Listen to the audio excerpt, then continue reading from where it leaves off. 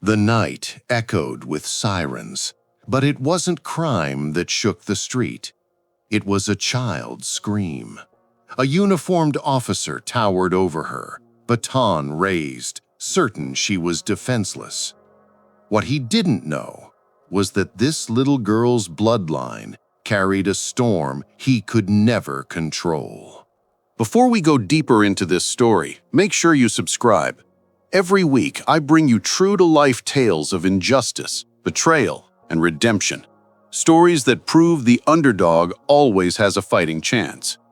Rain slicked across the pavement, pooling in broken cracks as the streetlights flickered weakly above. People peered from behind curtains, whispering, but not daring to intervene. Everyone knew this cop, Officer Malloy, a man built on arrogance, heavy fists, and the shield of his badge. To him, fear was a tool, and tonight he thought he'd found the easiest target of all, a trembling child, no more than 12, clutching a school bag to her chest. Her hands shook, but not just from the cold. Malloy's words cut deeper than his baton ever could. "Brats like you don't belong here," he sneered, his voice thick with contempt. "Think you're tough? Think anyone's gonna protect you?" The girl's eyes widened, not with terror, but with something sharper. For weeks, she had endured whispers at school, adults muttering about her last name, about the father she never spoke of, a father she barely knew. And yet, deep down, she understood one thing: she wasn't ordinary. Malloy didn't see it. He saw only a child he could intimidate. He raised the baton higher, the crowd's murmurs swelling, but no one dared to step outside. The girl squeezed her fists so tightly that her nails dug into her palms, drawing tiny crescents of blood. Somewhere in the distance, thunder cracked, rolling low across the city. The sound seemed to match the girl's heartbeat, steady, growing louder. And though Malloy thought he was in control, the balance of power had already begun to shift. Because this child carried a name Malloy had never imagined, a name that, when revealed, would turn every whisper into a roar and every sneer into silence. But for now, she stayed quiet, letting him believe she was powerless. Every hero's story begins in shadows, in moments where they seem fragile, breakable, and forgotten. This was her moment. The humiliation, the pain, it all built towards something unstoppable. Malloy smirked, stepping closer. His boots splashed in the puddles as he pressed the baton against her shoulder, forcing her back against the wall. "Go on, cry for Daddy. Let's see if he shows up." The irony cut like a blade. If only he knew who her father really was. The crowd's silence thickened. A single camera phone flickered to life, recording. The girl's lips trembled, not in defeat, but in the calm before fire. And somewhere far away, a man who once ruled the silver screen as an unstoppable force would soon learn that his daughter had been attacked. And when he did, Malloy's entire world would come crashing down. This was only the beginning. The girl pressed her back against the cold brick wall, feeling every jagged edge digging into her skin. Her school bag slid from her hands and dropped into a puddle, its contents spilling. A worn notebook, a broken pencil, a picture of her mother tucked between the pages. Malloy glanced down, then back up at her with a grin that made the bystanders' stomachs twist. "You're nothing," he growled, jabbing the baton harder into her shoulder. "Your kind never learns. You get put in your place, or you get crushed." His words weren't just cruel, they were rehearsed. Malloy had a reputation. He fed on fear like a vulture circling the weak. The city whispered about his brutality, but those whispers never reached a courtroom. Complaints disappeared. Victims were silenced, and Malloy walked away clean every time. But this time, he didn't realize his victim wasn't alone. Not really. The girl's breathing slowed, steadying despite the weight of his baton. Every insult, every shove, every echo of her classmates mocking her last name replayed in her mind. They thought she was weak, fragile. But her father had told her once, on the only night she truly remembered him, "Strength isn't in your fists, it's in your silence until the right moment comes." She had held on to those words, even when she pretended not to care. Malloy leaned closer, his hot breath staining the air between them. "You think you're special?" he sneered. "You think anyone's coming for you?" His arrogance blinded him. He didn't see the growing crowd, the way phones began lifting higher, recording every second. He didn't see the child's trembling began to fade, replaced by a chilling calm. A drop of rain slid down her face, masking the tears she refused to let fall. She whispered, almost too softly for anyone to hear, "You shouldn't have touched me." Malloy blinked. For the first time, his smirk faltered. "What did you say?" She raised her chin, eyes locked on his. Her voice didn't waver this time. "You shouldn't have touched me." The words rippled through the onlookers like a spark hitting dry leaves. No one moved, but every person felt the shift in the air. Malloy laughed it off and stepping back to swing the baton. But before the strike could fall, headlights split the darkness. A sleek black car screeched to a halt at the corner, its engine rumbling like a growl. The driver's door opened, and for a heartbeat, silence ruled. The girl's lips curved into the faintest smile. Malloy turned, annoyed at the interruption. But when he saw who stepped out, the blood drained from his face. Broad shoulders, a slow, deliberate stride, and a presence that carried more weight than the badge on Malloy's chest. The whispers in the crowd turned into gasps. They knew the face. They knew the legend. Steven Seagal had arrived, and the storm Malloy had unleashed was only beginning. The car door slammed shut, echoing like a gunshot across the street. Malloy's grip on the baton tightened, his swagger faltering for the first time. The man walking toward him wasn't just another bystander. He was a shadow the city knew well. Steven Seagal's presence was like a storm front rolling in, silent, heavy, undeniable. His black coat swayed slightly with each step, and his eyes locked not on Malloy, but on the trembling girl pressed against the wall. The way his gaze softened for her, then sharpened when it shifted to Malloy, said more than words ever could. The crowd stirred, murmurs swelling into stunned recognition. Is that him? No way. That's Steven Seagal. Phones lifted higher, the scene now captured from every angle. Malloy's arrogance wavered, but pride wouldn't let him back down. He puffed his chest, baton still raised. "This is police business," Malloy barked, his voice louder than before, trying to reclaim control. "Step back." Seagal didn't answer. He stopped a few feet from Malloy, his towering frame casting a shadow over the officer. His silence was heavier than any threat. The girl's lips trembled as she whispered one word, "Dad." The sound carried through the air like a crack of lightning. Gasps rippled through the crowd. Malloy froze, realization creeping across his face. The baton that had seemed so powerful now felt like a child's toy in his hands.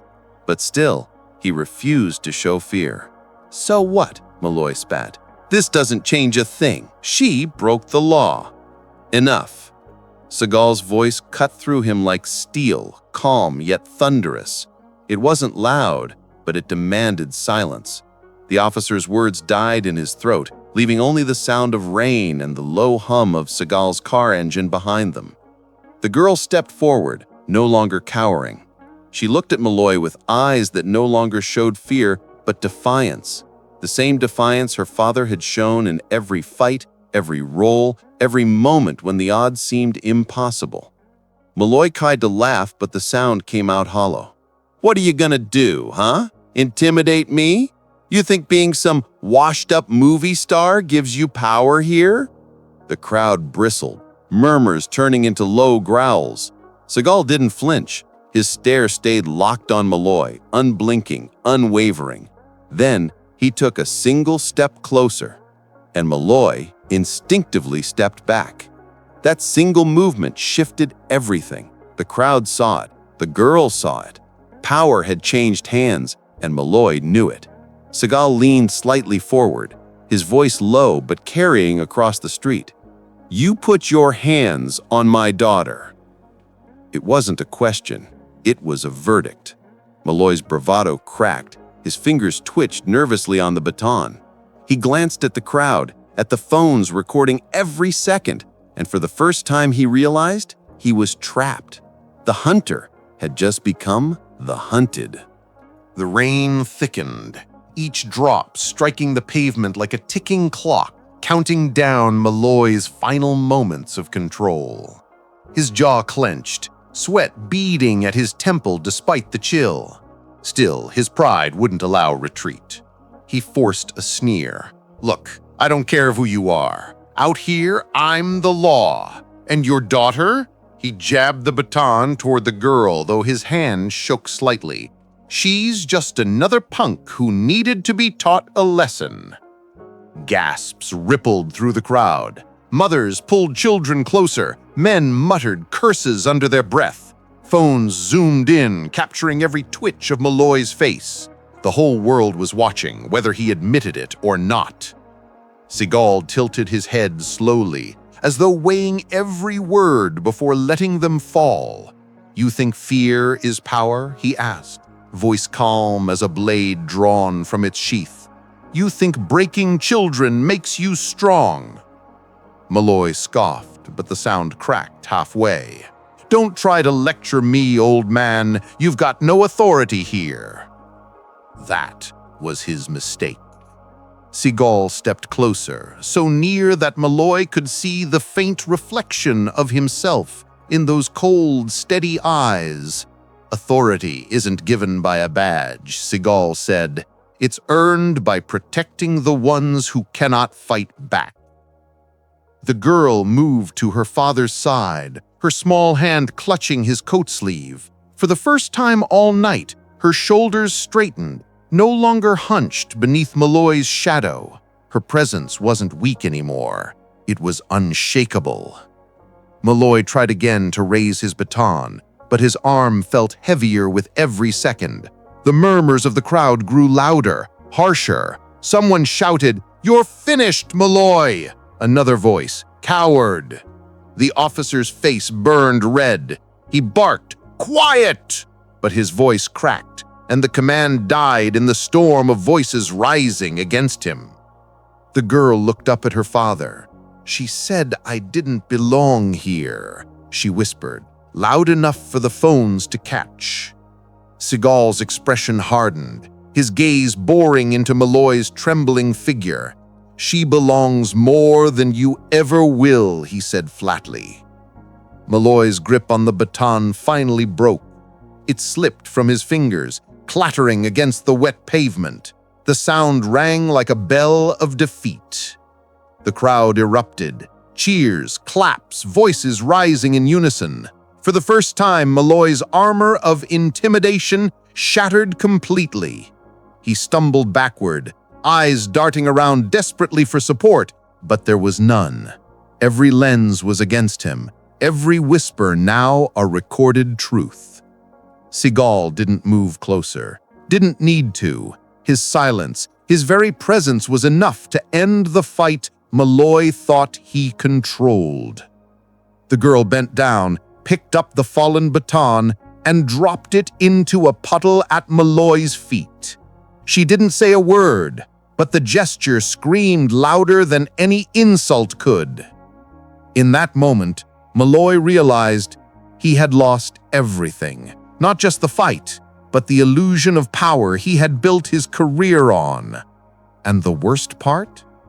The real reckoning hadn't even begun. Malloy staggered back, his boots splashing in the water, his pride unraveling thread by thread. The crowd pressed closer now, no longer silent, no longer afraid. The whispers had turned into chants. Shame! Fire him! Justice for the girl! Every phone camera captured his humiliation, every second live-streamed to timelines and news feeds he couldn't control. For the first time in years, Malloy's authority had dissolved into nothing more than a uniform drenched in rain. But still, he tried to fight it. His pride screamed louder than reason. "You think this changes anything?" he shouted, pointing toward Seagal and his daughter. His voice cracked, desperate. "One video won't erase my badge. I'll still be here tomorrow." Seagal didn't flinch. He placed a steady hand on his daughter's shoulder, grounding her, steadying her trembling breath. Then his eyes narrowed on Malloy, sharp enough to pierce through every lie he ever told himself. "You've already erased yourself," Seagal said. The officer's chest heaved, his mouth opened, but no words came. The truth had been spoken too cleanly, too simply to deny. Sirens wailed in the distance, not from Malloy's patrol car, but from the cruisers rushing toward the scene. Blue and red lights painted the rain-slicked street as two police vehicles skidded to a halt. Officers stepped out, hands hovering near their holsters, unsure of what they were walking into. The crowd erupted again, shouting over one another, pointing at Malloy. Dozens of voices screamed the same word, "Assault!" The younger officers froze as their radios crackled with frantic reports. They glanced at Malloy, then at the towering figure of Steven Seagal, standing calm and unmovable in the storm. Confusion clouded their faces. Malloy's desperation grew. He barked orders at them, his voice shrill. "Arrest him! Arrest both of them!" He jabbed a trembling finger toward Seagal and the girl. But the officers didn't move. Their eyes darted to the phones recording everything, to the baton still lying in the puddle, to the girl's pale arm where a bruise was already forming. One officer shook his head slowly. "We can't, Malloy. Not after this." The weight of those words crushed him harder than Seagal's presence ever could. His authority gone. His allies gone. His career slipping through his fingers like rainwater. Seagal's daughter stepped forward again, her voice steady despite the tremor in her hands. "He hurt me, and he thought no one would care." Her words weren't just from Malloy. They were for the cameras, for the world that would replay this moment again and again. Malloy's face twisted, fury and fear colliding. He lunged as if to silence her, but Seagal moved. Not fast, not flashy, just a single step that placed his massive frame between the officer and the child. Malloy froze. He knew he could never cross that line. Not here, not now. And as the other officers reached for him, hands gripping his arms, the crowd cheered. But this was only the street battle. The real war, the courtroom, the headlines, the reckoning of a corrupt cop's downfall, was still waiting to unfold. By the time Malloy was shoved into the back of a cruiser, handcuffed and drenched, the street had transformed into something far greater than a crime scene. It had become a stage.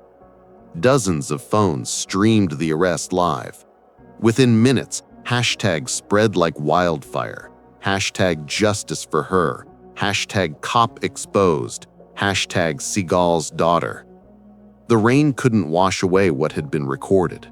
Malloy's smirk, his threats, his baton raised against a child.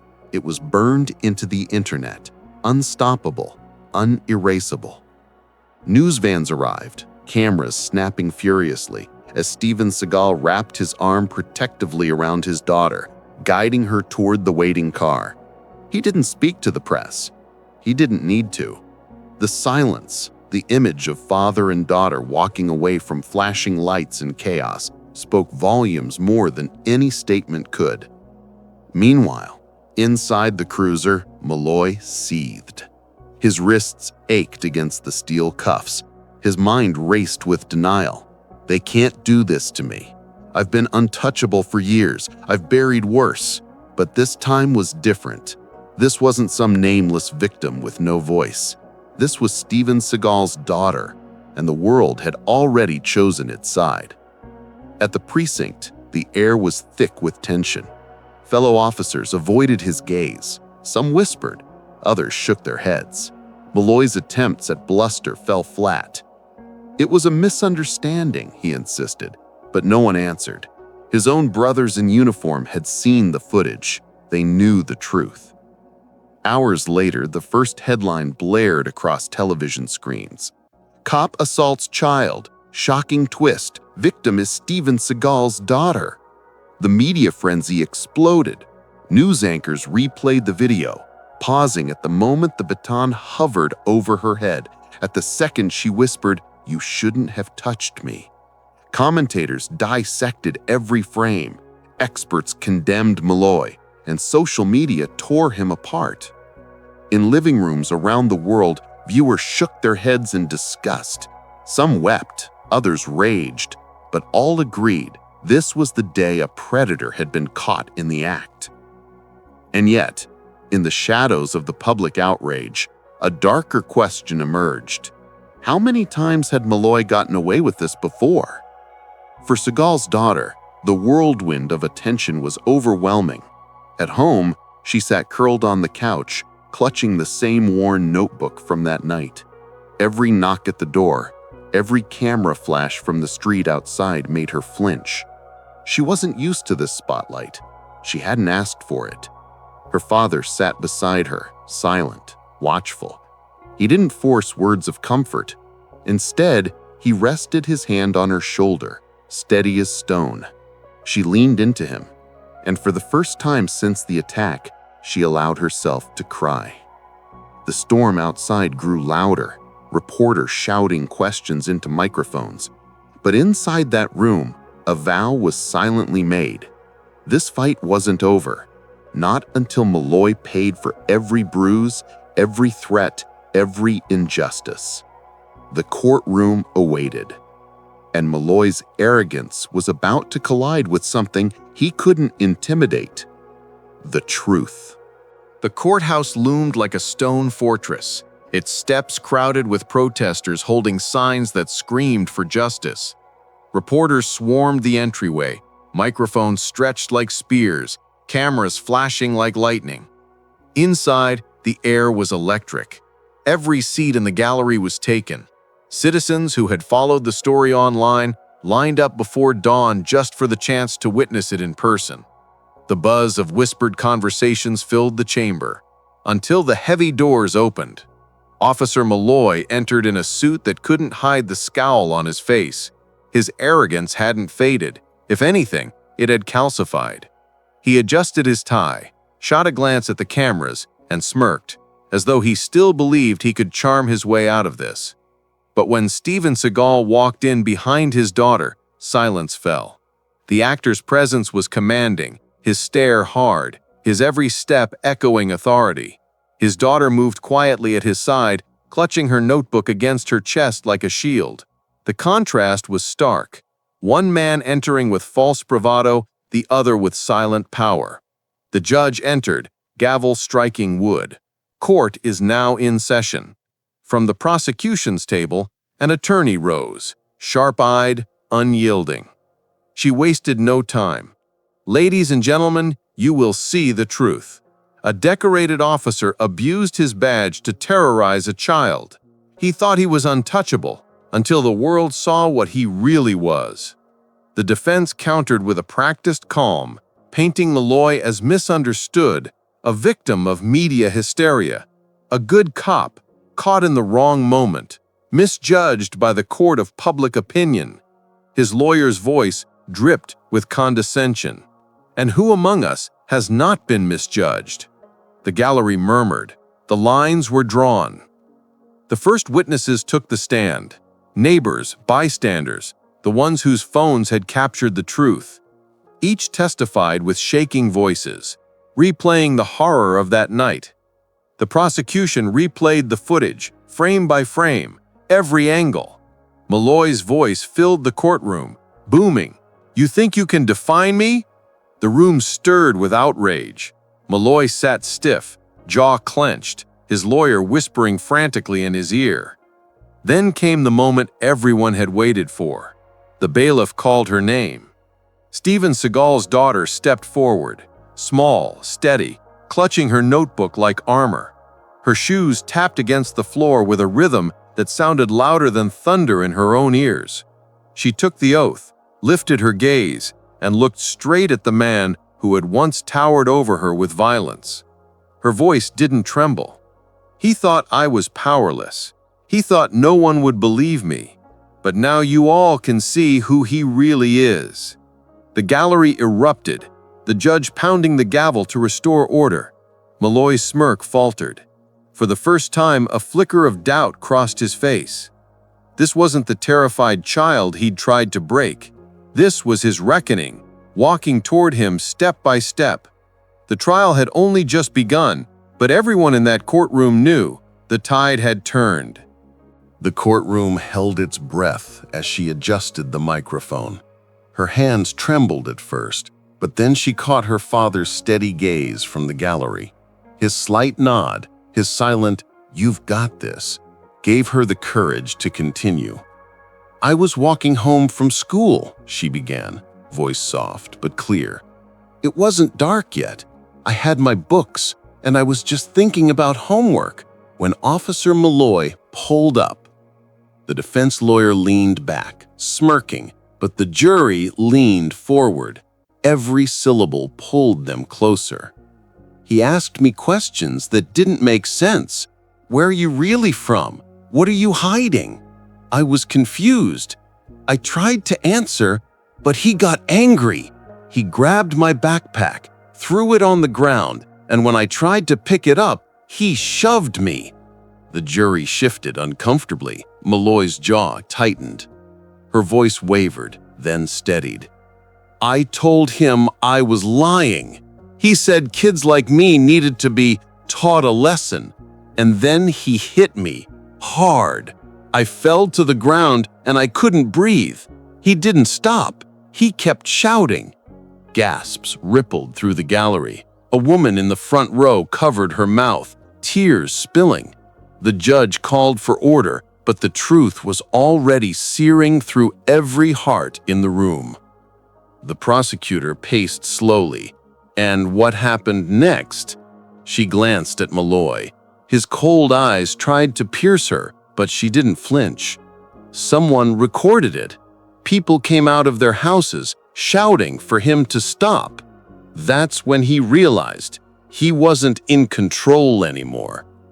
The prosecutor nodded and then turned to the jury.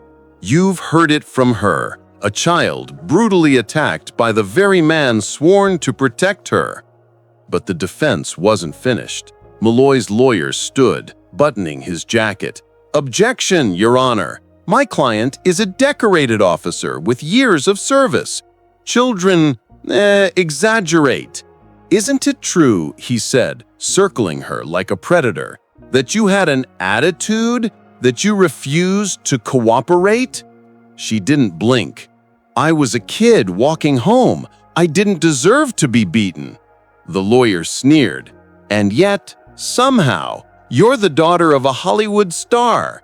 Isn't it convenient that this story blows up? Isn't it true your father put you up to this?" The gallery erupted in anger. Steven Seagal rose from his seat, his towering presence silencing the room without a word. His eyes locked on the lawyer with a fire that made even the judge hesitate. The girl's voice rang out. "My father didn't make this happen. Officer Malloy did. This is not a movie. This is my life." The defense lawyer faltered, his rehearsed arrogance slipping.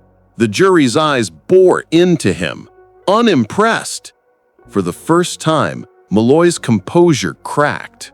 A bead of sweat slid down his temple. His hand tightened on the table, knuckles white. The child he had once struck now stood taller than him, in truth, in dignity, and in the eyes of everyone present. The tide of sympathy had turned into a tidal wave, and it was aimed squarely at him. The judge's gavel struck once, restoring silence. Malloy's lawyer tried to recover, but the jury wasn't looking at him anymore. They were looking at Malloy. "Officer Malloy," the prosecutor's voice sliced through the tension, "please take the stand." Malloy rose, stiff, his polished shoes clicking against the floor like a soldier marching to war. He adjusted his uniform, tried to square his shoulders, but everyone could see it. The faint tremor in his hands, the twitch in his jaw. He swore his oath, sat, and leaned into the microphone. His lawyer gave him a nod, rehearsed confidence painted across his face. The prosecutor circled. "Tell us, officer, did you or did you not make contact with this child on the night in question?" Malloy leaned forward, voice dripping authority. "I did. She appeared suspicious. I had reason to believe she was carrying contraband." The jury shifted. The word contraband sounded heavy, but hollow. "And what evidence did you have of this contraband?" Malloy's throat worked. She avoided eye contact. She seemed nervous. The prosecutor raised an eyebrow. "Avoiding eye contact is a crime now?" Laughter rippled through the gallery, quickly silenced by the judge. Malloy's face flushed red. "I was doing my duty," he snapped. She resisted questioning. "I used necessary force to maintain control." "Necessary force?" The prosecutor leaned in. "You're saying a child posed a physical threat to a trained officer?" Malloy hesitated. His lawyer cleared his throat, but it was too late. The question hung in the air, like a trap waiting to spring. The prosecutor pressed. "Officer, isn't it true there were multiple eyewitnesses who saw you shove her to the ground? Isn't it true you struck her while she cried out for help?" Malloy's jaw locked. "People see what they want to see. Crowds exaggerate." "Exaggerate?" the prosecutor's voice thundered. "Then how do you explain this?" The courtroom screen flickered to life. A grainy cell phone video began to play. The sound of the girl's sobs echoed through the chamber.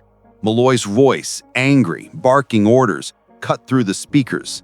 And then, clear as day, the image. Malloy's hand striking her across the face.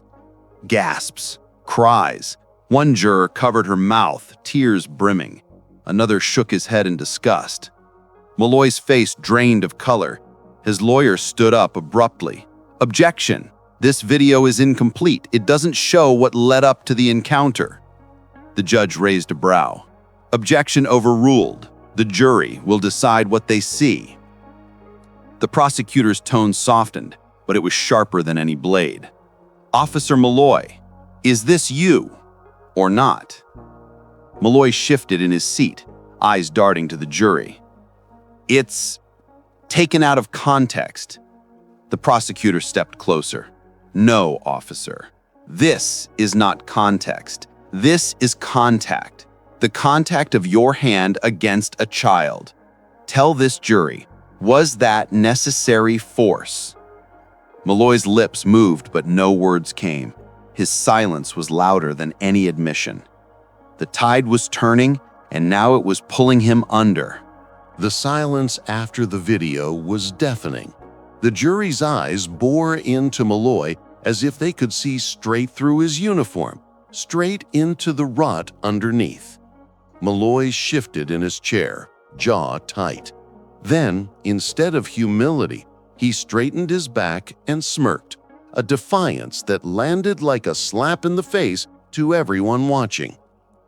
"You people don't understand what it's like on the streets," he said, voice dripping disdain.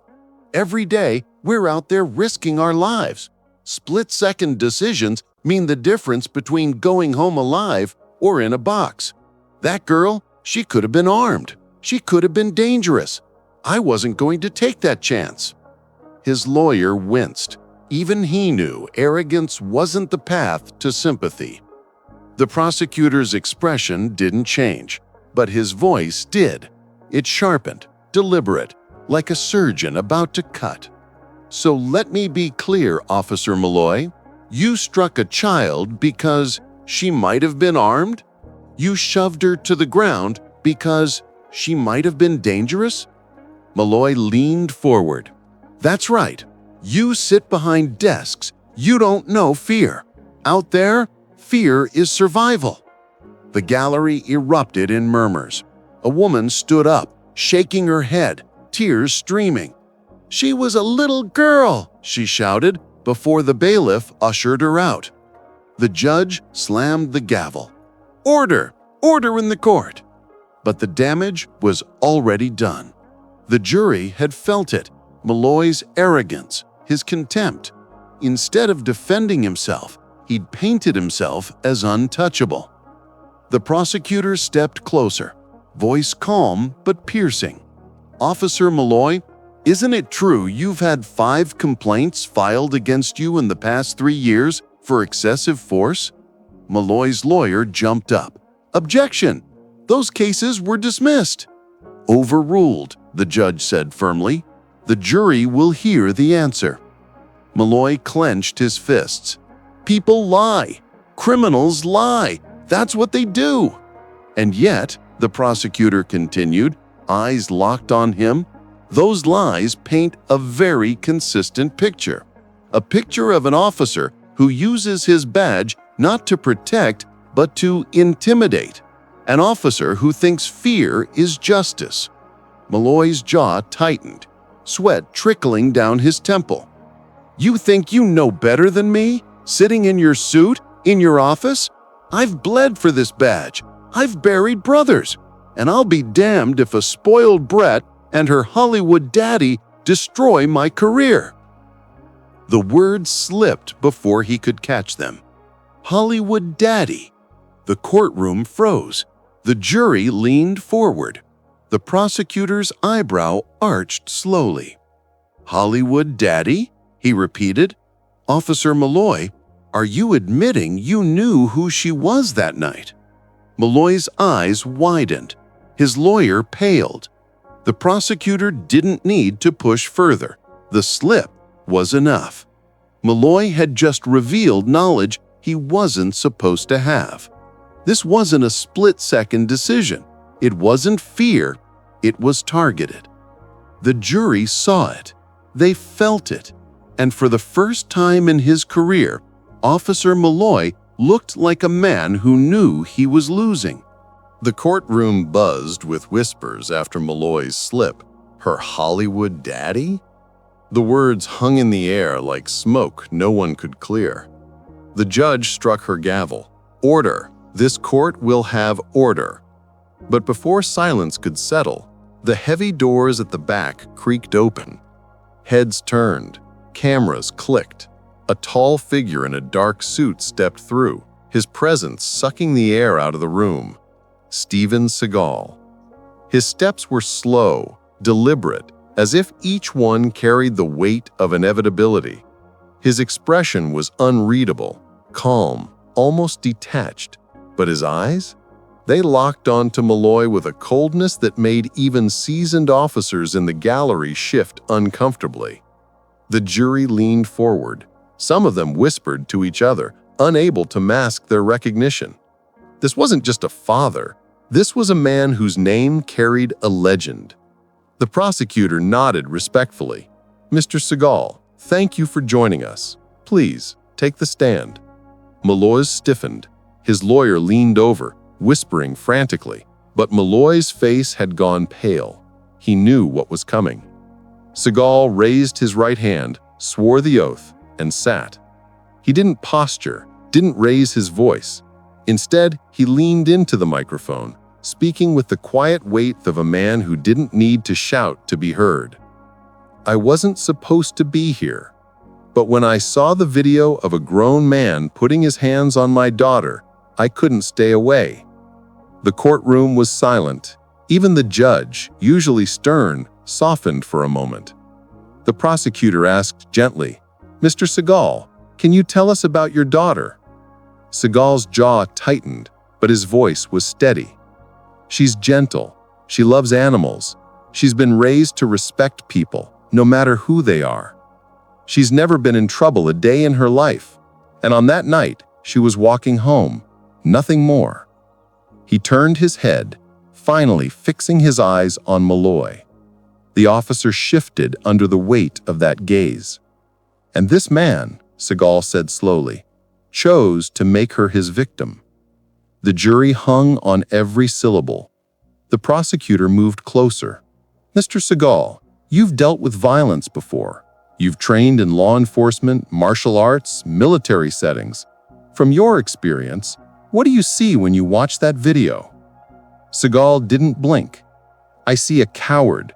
I see a man with a badge who confuses brutality for bravery. A man who thought no one was watching. But the thing about truth," he leaned slightly forward, "is that it doesn't stay hidden forever."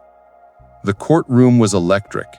Even the stenographer paused, caught in the gravity of the words. Malloy slammed his hand on the table. "This is a circus. He's not an expert witness. He's an actor." The judge glared. "Enough, Officer Malloy. One more outburst and you'll be held in contempt." But the damage was sealed. The contrast was undeniable. Malloy's anger, Seagal's calm. One unraveling, the other unshakable. And for the jury, the choice between them had never been clearer. The air inside the courtroom was thick, every breath heavy with anticipation. Malloy's jaw clenched as if it could hold back the crumbling walls of his defense.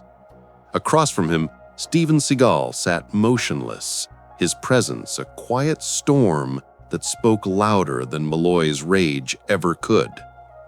The prosecutor stood, voice steady, deliberate. "Ladies and gentlemen of the jury, you've seen the video, you've heard the testimony.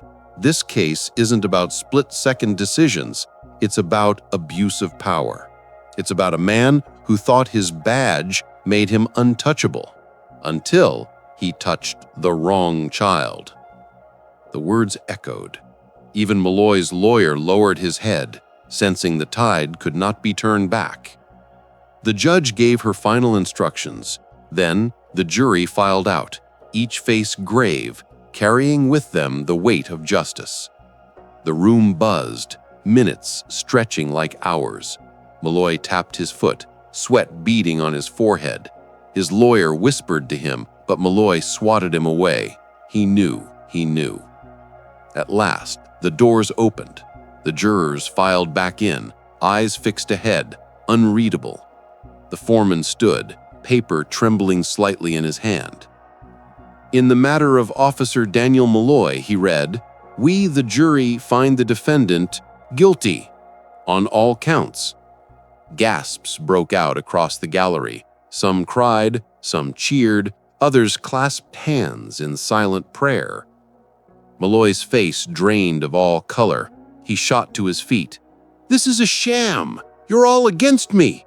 I was the one protecting this city!" His voice cracked into desperation. The judge's gavel slammed. "Officer Malloy, you are out of order! Bailiffs!" 2 bailiffs moved in. Malloy struggled, shouting curses, his voice echoing as he was dragged from the courtroom, like a man who finally realized his badge could no longer shield him. In the gallery, Seagal's daughter sat quietly, tears streaming, not of fear, but of release. She looked at her father, who gave her a small, steady nod. She had endured humiliation, violence, and disbelief. But now she had justice. The judge turned to the courtroom. Let this be a reminder. Power does not place you above the law. In fact, it binds you more tightly to it. Steven Seagal stood, placed a protective hand on his daughter's shoulder, and whispered something only she could hear. Her lips curved into the first smile since the night of the attack. As the courtroom emptied, the prosecutor paused by Seagal. Your daughter's strength, it changed everything. Seagal nodded. Sometimes the strongest warriors are the ones who never throw a punch. The camera of the moment froze there, an image not of the guilty dragged away, but of a girl who survived and a father who stood behind her when the world finally listened. And for everyone who watched, one truth lingered like thunder after lightning. Justice isn't given, it's claimed. If this story moved you, don't forget to like, share, and subscribe. And tell me in the comments, what would you have done if you were in her place? Your voice matters here.